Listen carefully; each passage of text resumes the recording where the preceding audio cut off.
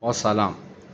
تایم زوتی و آریو Z300 و بلریانس اینا یه نمونه. این خط روی این نقطه باید باشه و این حتما باید اینو باز کنین و پیمش رو به بالای بالا باشه ساعت 12.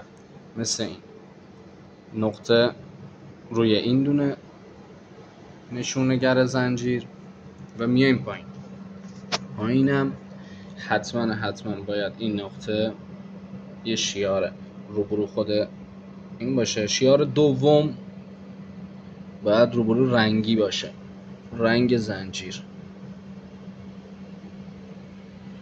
یعنی حدودا ساعت 4 تمام حساب میشه میلنگ و اینم ساعت 12 میشه.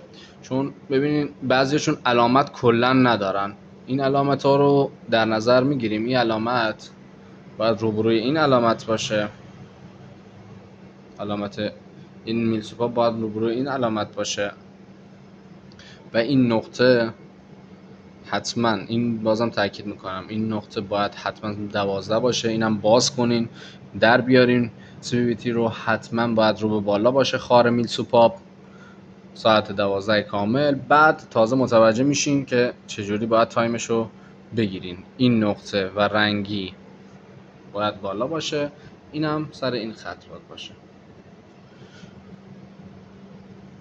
زنده باشین، مراقب باشین. اینا هم حتما تا میتونین دقت کنین که نشکسته باشه و آب بندی باشه. اینا معمولا میشکنه چون لاکه و چیزه میشکنه. حتما مراقب باشین. ممنون و سپاسگزارم.